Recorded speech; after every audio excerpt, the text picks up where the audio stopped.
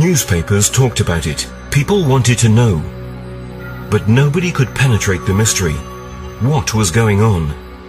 Strange flying machines were ploughing the skies of Italy. It was the 50s. Some people took incredible photos. Others were frightened and shouted, "They're here! They're among us!" While still others believed the aliens had come to help. But who were they? Where were they from? Above all, what did they want?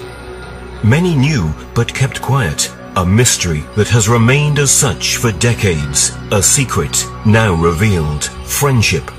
The incredible story of mass contact between humans and extraterrestrials.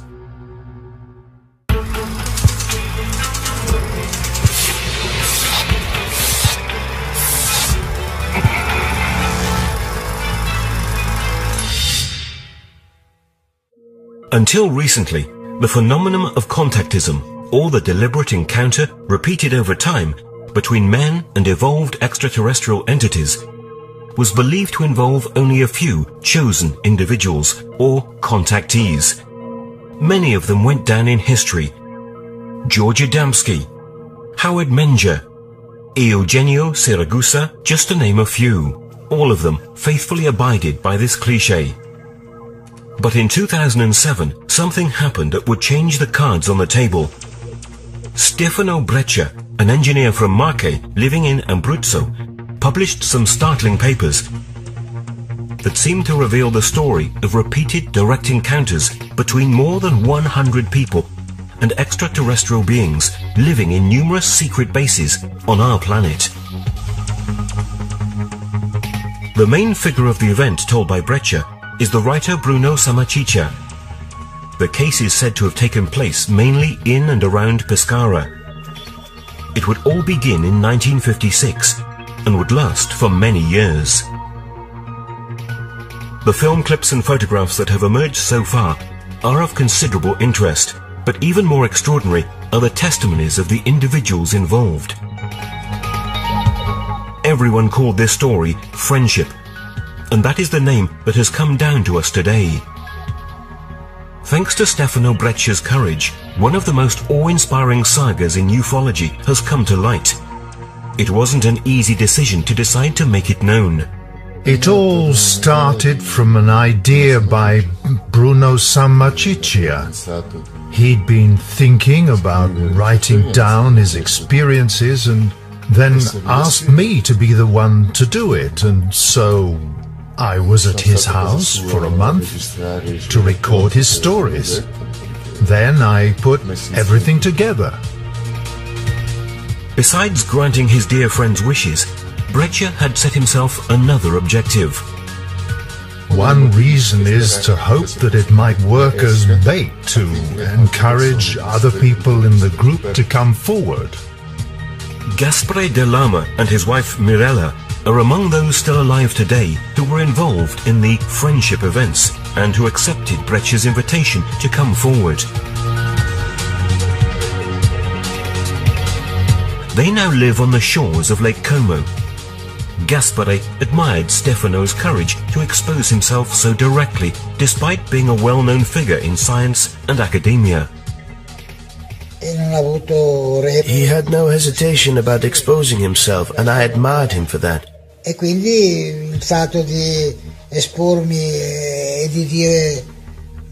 And so coming out and talking about my experience becomes easy for me, because it gives me great joy.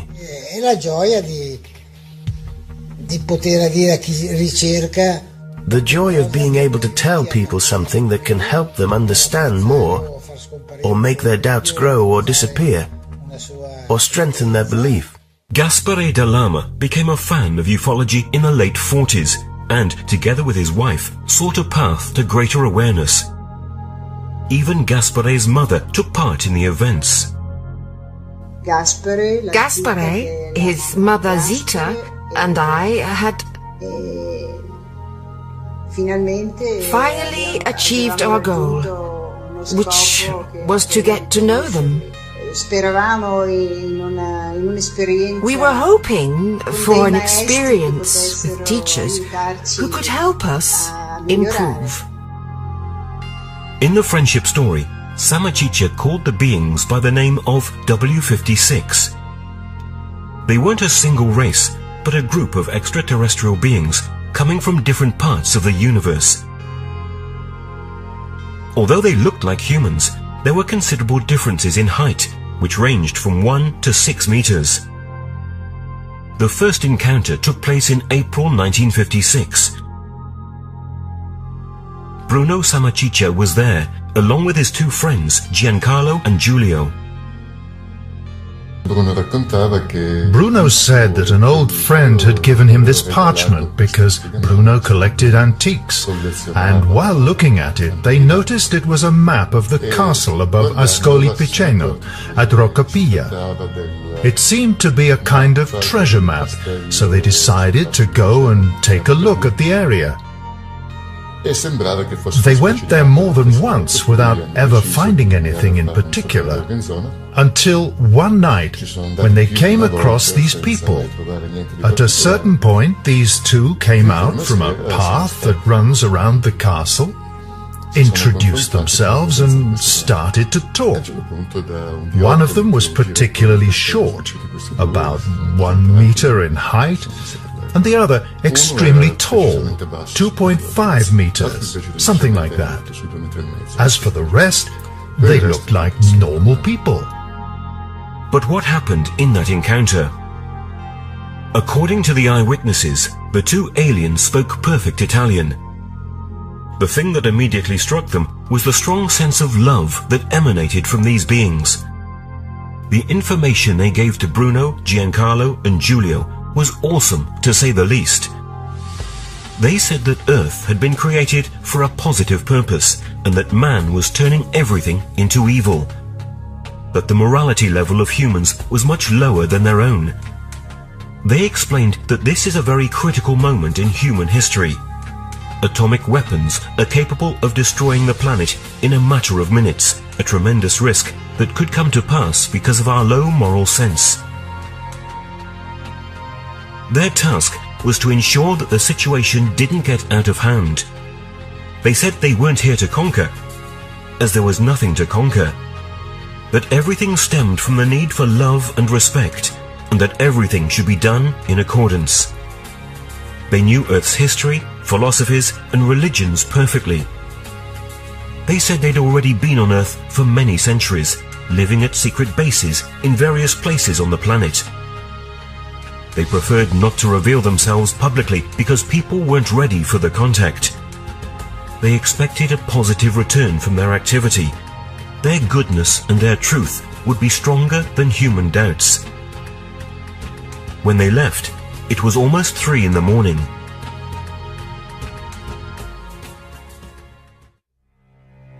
The extraordinary experience of friendship began at that very moment. The meetings between Bruno, Giancarlo, Giulio and the W56, also known as the Friends, continued for several months. During frequent long walks on the beach in Pescara, they gave the humans a good deal of other information. Dimpietro was the name of the captain of the extraterrestrial group operating in Italy. Siegir, Sigis, Itao, Kenio, Sinas, Saju, Meradir, Romulus are some of the names that became common within friendship. They were invented by the humans because the W56 had a different concept for names. One of the most impressive facts regarded their bases. They said they had a number of them scattered around Italy and the world. Their most important European base was right in Italy, and one of the entrances was in fact at Roccapiglia.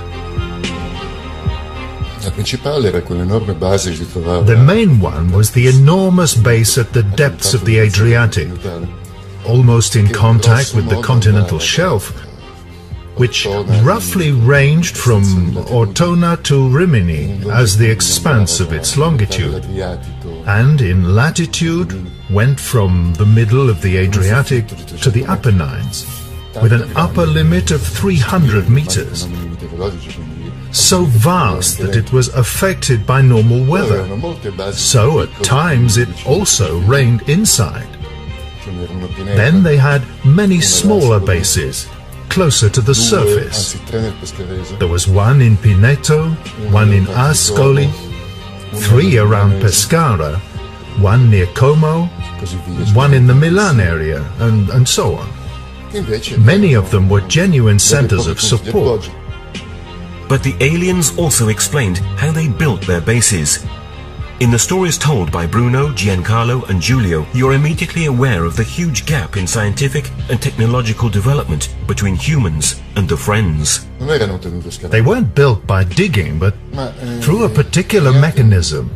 They were able to compress material laterally. The soil would thicken into what would later become the walls of the base, and then the outer structure was formed by extremely dense and therefore extremely strong material. The funny thing was that it was very unstable, but it always had to be kept standing. All you had to do was flip a switch and everything returned to the initial state. So, for them to open and close a base was a very commonplace operation. The same system was used to create the entry corridors. Even the bases closer to the surface didn't have stable entrances. When they had to enter, they opened a corridor and then closed it again.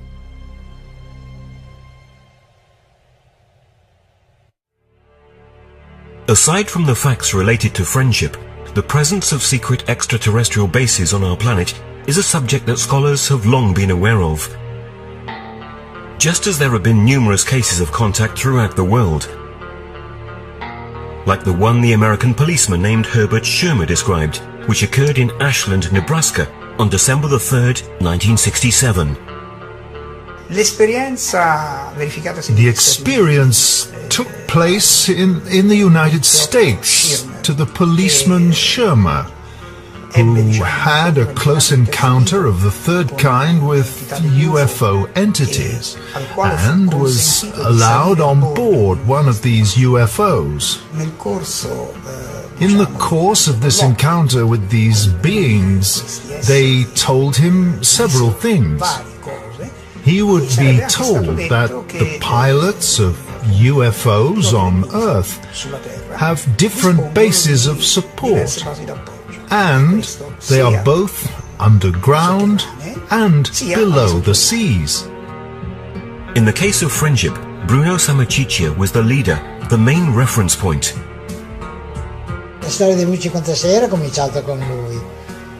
The story of the W-56 had started with him. He knew the most since he'd been in the bases, had met them personally, was telepathic, was the one who held the strings, the one who decided. Not that he was, I'm the boss. The word boss isn't nice, but we saw him as number one. The relationship that was established between the W-56 and the friendship group was not one way. Very soon, the friends started asking for help. At the most prosaic level, they asked for essentially logistical assistance. Then they requested industrial quantities of fruit. Then they needed metals in industrial quantities as usual, but also strange minerals like strontium and barium nitrate, which were very difficult to find since back then they served no useful purpose at all. Today it has applications in telecameras, circuits like that, but in those days we had absolutely no idea what it might be used for. To unload the cargo from the trucks, including fruit, the W-56 used teleporting. They proved they could teleport anything, even people, without any particular problem. They took the whole load of fruit and teleported it, which means that the operation only lasted a few seconds. Of course, all this meant that no outsider could watch the unloading. This often forced Bruno and Giancarlo to invent excuses so the truck drivers arriving with a load wouldn't become suspicious. They usually explained that a team of professional workers would be coming soon to transfer the goods by other means. So, while Bruno invited the driver to some nearby bar to wait for the phantom workers, Giancarlo stood watch over the truck. Obviously, the places where they met were chosen in advance. The unloading operation lasted just a few seconds, so when Bruno and the truck driver came back, it was already over.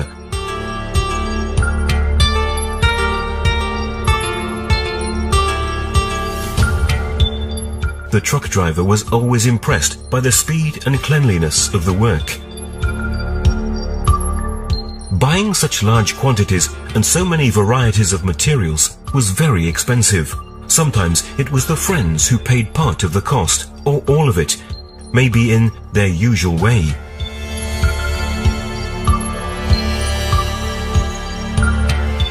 But most of the time it wasn't like that, which created more than a few problems.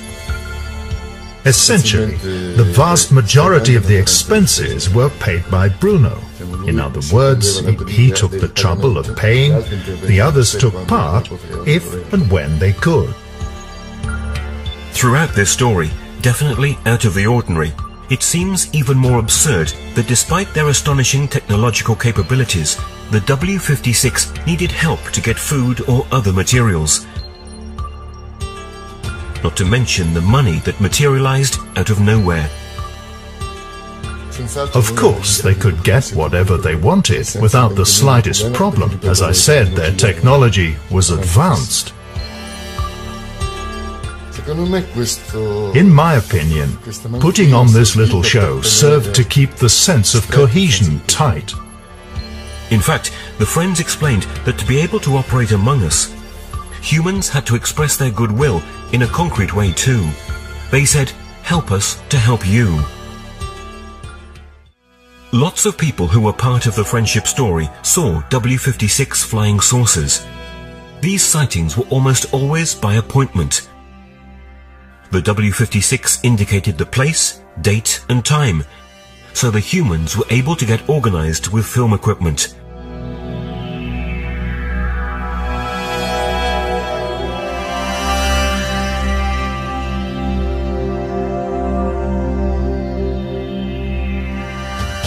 Sometimes the photos were also published. The series of a flying saucer over Milan, photographed by Gaspare Dell'Ama, ended up in Domenica del Corriere in the second issue of April 1962.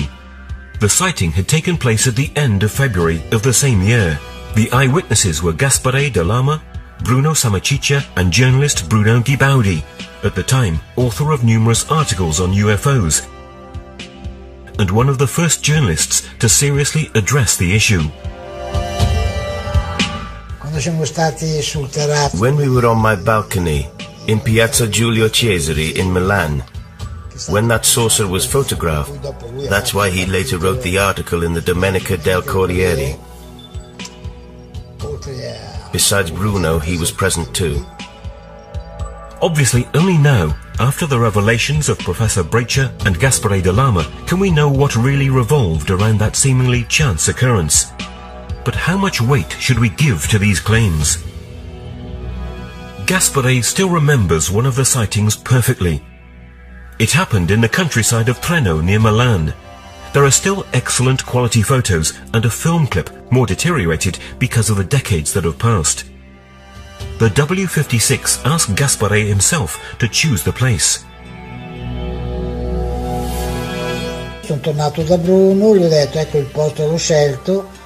I went back to Bruno and said, "That's the place I chose." And then he told me, "Go buy some film, put it in the camera." And I said, "But no, you put it in." No, you have to do everything." I said, "Okay." I put the film in the camera and filmed for a good 2 minutes. He wanted me to take the film out of the camera. I put it in my pocket and took it to Ferrania, which was then in Via Mattiotti, to have it developed. When I went to get it, I took it home and saw the film clip of this beautiful flying saucer that was going up and down almost to the ground. On top of the saucer, you see a dark area, which the W-56 explained was a particular effect of condensation caused by the energy of the flying saucer.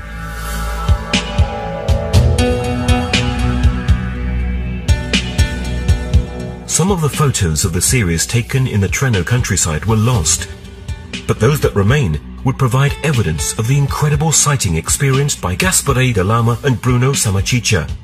While returning to Milan, the saucer followed them for a stretch, and Sammachicha took one more shot, the last of the 12 exposures on the roll. Bruno took a photo of the same flying saucer, which had apparently reappeared there to follow us or to give us a last farewell. The particular phenomenon of condensation does not appear in this shot.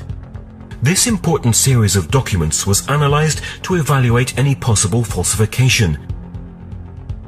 Back then, digital technologies didn't exist, so it was very difficult to produce high-quality forgeries. I accurately and specifically analyzed the photographic material concerning the friendship case. I didn't find any evidence of forgery, such as a small-scale model suspended by cables, superimposed images, processing with 3D graphics. From the images of the analyses that were made, I can confirm that the object was quite large. We're talking roughly 4 to 5 meters around, and this also agrees with the testimonies of the people I spoke with, and the object is precisely inserted into this context of lights, shadows. Therefore, it is perfectly placed in its environmental context. As part of the friendship case, an enormous amount of photographic material and film clips about flying saucers was produced. Much has been distributed indiscriminately, much has been lost, and even stolen, and much more is still locked in the drawers of other unknown participants who don't want to make themselves known. However, there's enough material available to give us an idea of just how incredible the events would have been. All the material that is known to date is thanks to Gaspare de Lama and Stefano Breccia. In the friendship case, there were literally hundreds of photos, videos, audio recordings, and that's about it, since technology ended there at the time. Over time, friendship would involve other people who took part in this incredible experience in various ways. Everybody had the opportunity to see the phenomena, and many had the chance to personally meet the W56. The number and kinds of individuals involved, in Italy alone, would be considerable. I have a file where there are the names of, I think, 120 people who were involved in this story in some way. Those are the people I'm aware of, but who knows how many others there are that I don't know about. The people involved in friendship came from all walks of life. There was a cross-section of normal society. Friendship was also active in other countries, in France, Switzerland, Germany, particularly in Germany, but also in Siberia, in Argentina, and who knows how many other places, in Australia. As we've seen, teleportation was one of the most impressive technological capabilities the Friends had. This system was used to materialize and dematerialize objects of various sorts, and even slips of paper with the written answers to questions asked by those who were present at the meetings. Their technology is infinite. There were so many things I saw. The ones I remember the most were the teleports.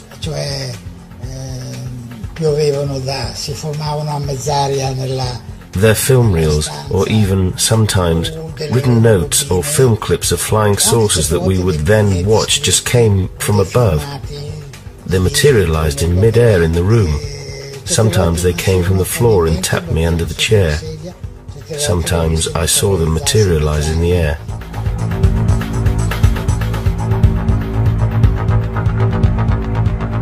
Along with teleportation, some of the most frequent phenomena were communications between the Friends and the humans through normal radios. This was also done their way. Their technology was virtually indistinguishable from magic.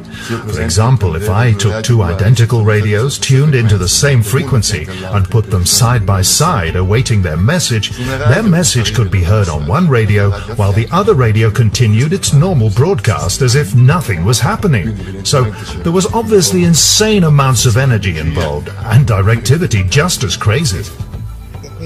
So I bought myself one of those transistor radios. Bruno told me to put it there on the cabinet. In 5 minutes, they'll prepare it for you.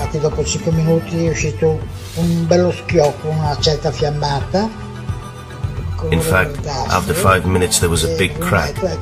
A sort of greenish flame came out, and Bruno said, "There, now it's ready." And they immediately greeted me through the radio. Sigie, and I could also change the frequencies. The broadcast continued. Some of these communications were also recorded with the reel-to-reel devices existing then.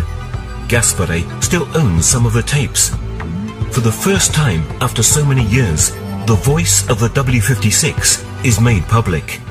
Cari amici, cari figlioli, siate certi di noi, poiché nessuno tra noi vacillerà. Voi siate uniti, uniti, uniti e sopportate le vostre debolezze reciproche, lottando e migliorando come uomini e come nostri cari amici. Il nostro mondo per voi cari non è facile a capirsi. Questo è naturale, ma con l'affetto e la fiducia potrete ugualmente stare vicino ai nostri cuori aperti a voi e comprenderci di più. Un abbraccio fatto di caldo affetto e di pura amicizia dal vostro Sigir. Radios weren't the only communication tools used. Sometimes the friends would also insert themselves into normal television programs. I remember once there was a film, and it was interrupted and their sources were seen flying, while in the background their voices, maybe only greeting us that time. A fourth witness of the extraordinary events of friendship who accepted Breccia's invitation to speak is the professor of design Paolo Di Girolamo. His experience was very brief. He met the friendship group only a couple of times.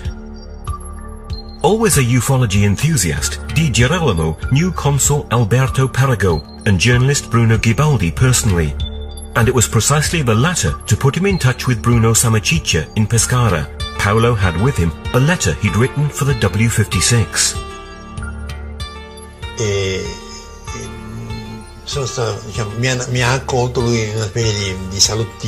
And he welcomed me into a kind of living room, so to speak. I enter, I lay this letter on the console, and I sit down on the sofa.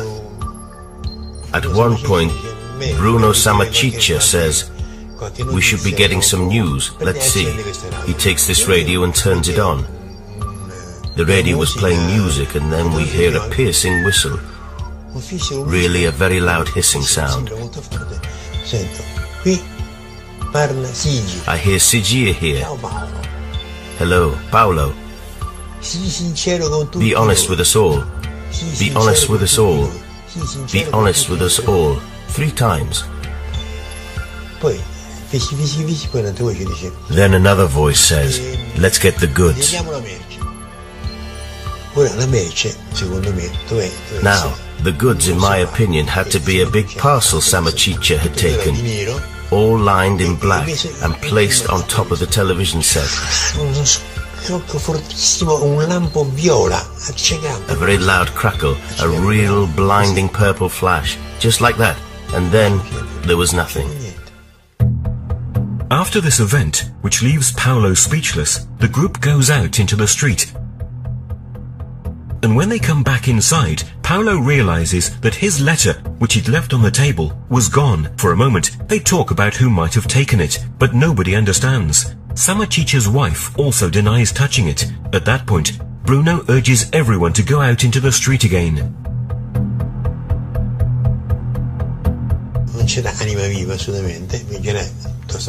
There wasn't a soul in sight at all. Around midnight, or something like that. At a certain point, I feel something falls on my head. A little piece of paper all folded up. It was a scorched envelope. Open, and it was the letter I'd left on the console. To make the phenomena possible, or to amplify them, including telepathy, which they made wide use of, the W56 used devices that were called nuclei. They could be placed in objects, in rooms, or even in the bodies of living creatures, including people. Questi nuclei erano per loro una... These nuclei were a necessary thing for them. Like if I want to receive a phone call from you, I need to have a phone at my house. Bruno had a German shepherd named Dick.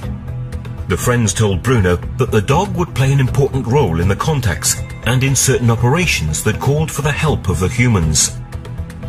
He would become a sort of amplifying antenna.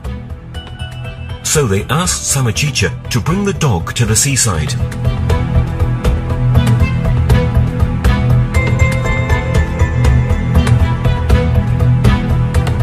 And at their command, which came by telepathy, Dick was made to go into the water. At that point, the friends would treat the dog, placing nuclei under his paws. In fact, Dick was almost always with Bruno. In one of the film clips that have come to light, we see him looking out of the window while Bruno is filming a UFO circling over the palazzos of Milan, where Bruno lived for a while. It isn't the only ufological document made in Milan.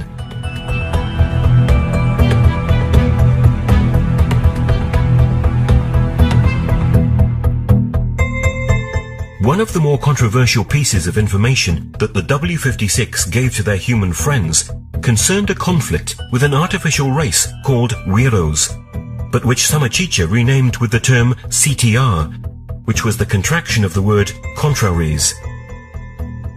One of the strange things about the friendship stories is the existence of enemies, the famous contraries, the CTR. While the W56 were ethical, these others were materialistic, virtually the opposite of the W56 in every way. They didn't speak of war, but of conflict, and said one reason they were here was to keep the CTR in check. The friends called them science worshippers, saying the CTR were creatures without scruples. And their greatest fear was that we humans were following the same path the CTR had already covered.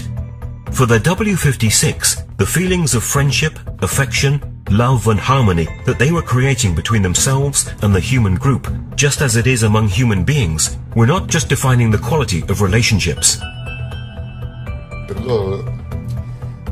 For them, cohesion, friendship, loyalty, and things like that are not abstract concepts, but rather a living entity that they call Ureda. This living entity is fostered precisely by the sense of loyalty and was contrasted by an alter ego that was called Reda, which was essentially the opposite. E a loro questa energia serviva come... And for them, this energy served as a sort of fuel, let's say, a driving force for some of their means of defense, or anyway for their tools. The defense instruments Gaspare talks about, the friends explained, were also important for the conflict they had with the CTR.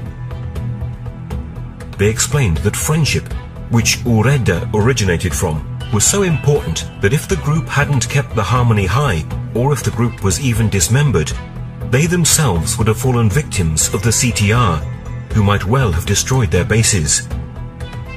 But this wasn't the only reason to be friends. The W-56 said that love, in its most unselfish sense, as well as ethics, respect, and altruism, should guide every thought and every action. They said these values were essential to ensure a safe and healthy evolutionary progress. A lesson that humanity had to put into practice if it wanted to avoid the risk of terrible self-destruction. The mere thought of doing harm was inconceivable to the W-56, and the sense of ethics, morality, pervaded their every action, their every gesture, their every thought. Even their technology, their machines, were consciously impregnated with it. A concept that for us is unimaginable. They said they were incapable of causing harm to anyone. They said that even their very devices would refuse to harm anyone. Ethics permeated everything about them, to the point that they would refuse. Indeed, they said that if they weren't able to avoid harming someone, then in that case they would self-destruct. It wasn't by chance that the journalist Bruno Ghibaldi was with De Lama and Sammachicha during the sighting published by Domenica del Corriere. Ghibaldi was extremely involved in friendship and experienced everything there was to be tried, including the personal encounters with the W-56. Stefano Breccia also knew him. He remembers very well how he joined the group. At the time, Ghibaldi had a program on television about making model aircraft. Giancarlo had seen it by chance, and he liked this person. He asked for Bruno's permission, and Bruno agreed. As a result, Ghibaldi was brought to Milan to meet Bruno, and starting from then also became a part of the circle. The presence of the journalist was important because he could indirectly publicize a lot of the information that was given by the friends. He was a journalist who could help the case by writing about it, while we didn't have any connections like this. He had acquaintances in the field of journalism and television that we didn't have. The pictures that Ghibaldi took of a UFO over Monte Mario in Rome attracted the attention of Cesare Zavattini. The famous filmmaker interviewed him and put the piece in a documentary film entitled The Mysteries of Rome. The words of Ghibaldi emphasized what the W-56 had said was one of their main tasks on our planet.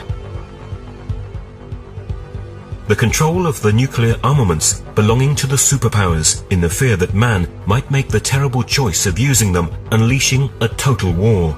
In fact, this is one of the key themes of the entire story of worldwide contactism. Adamski, Siragusa, Menja, and many other contactees received the same kind of message from extraterrestrials. And the W-56 actually intervened with their UFOs and their technology, but with previously trained terrestrial operators to stop a situation that seemed it might lead to something irreparable. The incident occurred in 1967. So, an operation managed by human beings was launched, which was designed to disable all nuclear warheads in the Soviet Union and in the United States in the face of a situation that seemed risky, that might degenerate from one minute to the next. There are books written by officers of the US Air Force, by now retired, which tell the story of how their battery of Minuteman missiles had been rendered inactive by flying saucers revolved in the area. One of the books referred to by engineer Breccia was written by Robert Salas and James Klotz.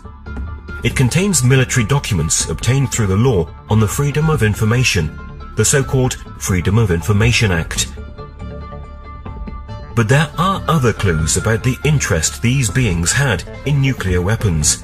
The atomic tests have always been filmed and photographed with special equipment, with technologies that can capture the very first moments of the thermonuclear explosion. In these pictures, we see the explosion in the first few microseconds, when the terrible mushroom cloud hasn't yet formed. In the third snapshot, we note the presence of an Adamskian flying saucer a few meters from the explosion. If authentic, this photo would give us an idea of the incredible technological capabilities of these creatures. Another extremely important person in the history of Italian ufology was Consul Alberto Perego, who wrote as many as 4 books between the 60s and 70s analysing the world scene and pointing out policy choices made by governments that would have been affected by the overt or covert activities of this sort of alien aviation.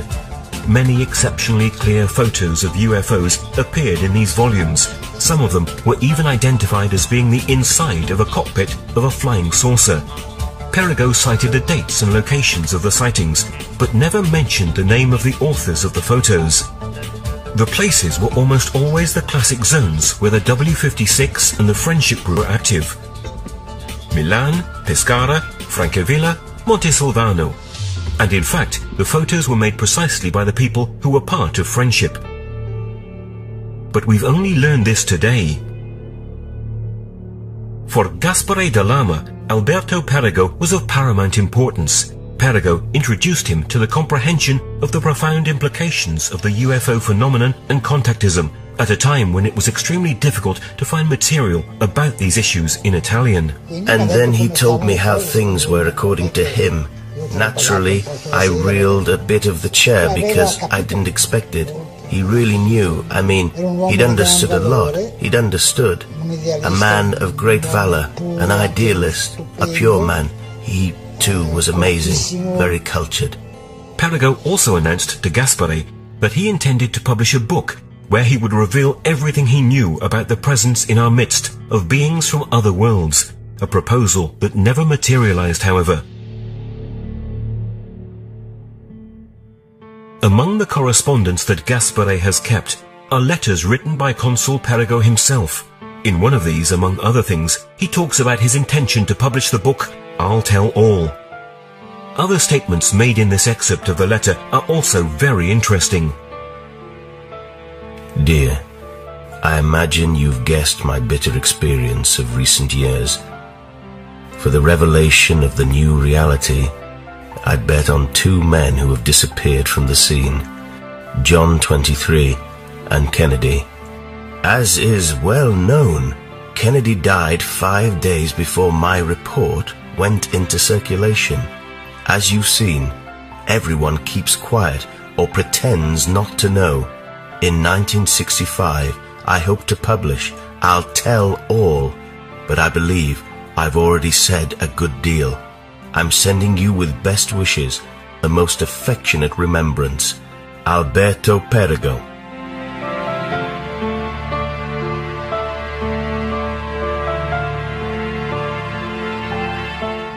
But the alleged tasks of these creatures would have been others as well. Another purpose of the presence of the W56 was to help our evolutionary process, to push us to a higher level of understanding. That's why they had been on our planet for a very long time, and even shared with us some of our suffering in the matter. They also revealed that their real name was Acri. Stefano Breccia has done research on this name, discovering some very interesting aspects. The word Acri is a plural noun in Sanskrit that means the sages. At that point, I tried to see it in Egyptian, and I discovered that there are 2 very similar words. The first term, Akriu, is the name of these divinities, which usually means the wise people.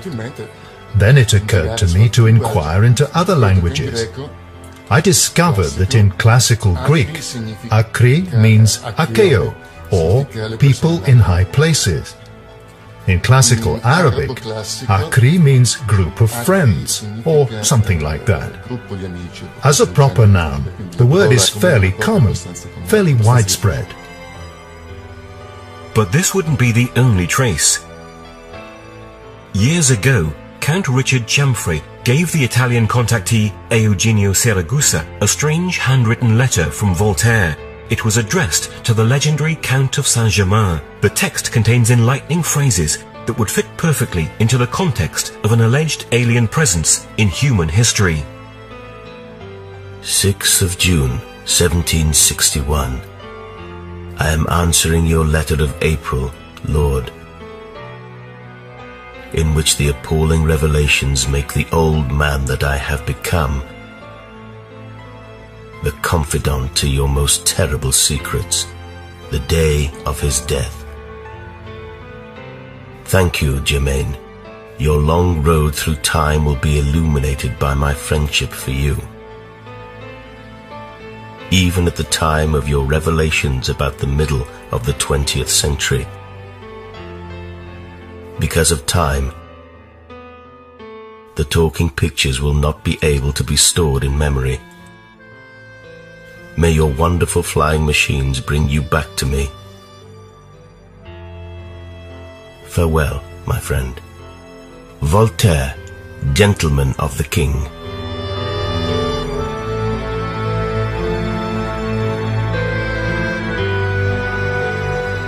What were the talking pictures that Voltaire refers to? And your wonderful flying machines? What had Voltaire seen? Who was the legendary Count of Saint-Germain really?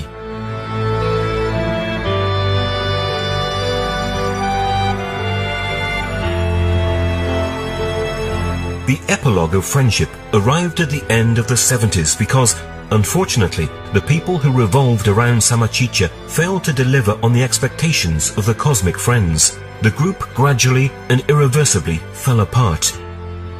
The Ureda disappeared and the fears of the W56 seemed to come true.